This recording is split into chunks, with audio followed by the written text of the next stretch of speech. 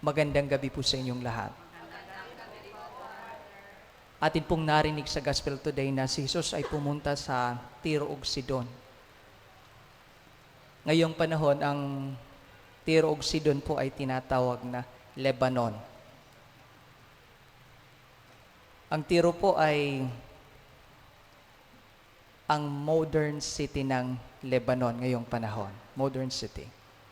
Itong rehiyong ito po ay mga hintil. Ibig pong sabihin, itong mga cities na ito ay kino-consider ng mga Hodyo na maruruming cities. Unclean. Unclean. Ibig sabihin, hindi po maganda yung relasyon nila sa mga Hodyo, ang mga taga-Tiro ug Sidon. Sa gospel natin, at atin pong narinig si Jesus ay pumunta sa mga lugar na ito. Atin pong narinig ang kwento ng isang nanay na lumapit kay Jesus at humingi ng tulong. Yung sa Facebook ngayon, iba. Palitan ng mag-ina ngayon, yung nasa Facebook. Ito, isang nanay na humihingi kay Jesus ng tulong para sa kanyang anak. Tingnan po natin yung tugon ni Jesus sa babaeng ito. Now remember that Jesus was a Jew. Hodyo po si Jesus. Nung lumapit yung babae, first step niya, lumapit. At ang sagot ni Jesus ay silence. Walang sagot. But silence itself ay isang sagot. Yun po yung unang sagot ni Jesus. Sabi ng disipulo, paalisin natin. Maingay siya. Then itong babaeng ito,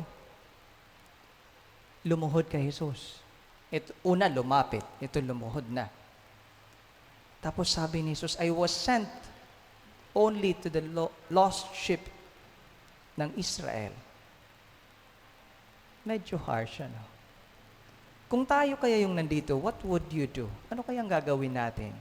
Siguro, ang iba sa atin, galit na. Or, nagtatampo na. Pero may mas malalang sagot pa si Jesus. Ano sabi niya? It is not right to take the food of children and throw it to the dogs. Sakit nun. Diba? Pero kahit ganon pa man kasakit, itong inang ito, naku, wala pong makakahahad lang sa gusto kong hingin sa Diyos. Patuloy po siyang humingi. Siguro kung tayo, naku, nagwawala na tayo nun, ha?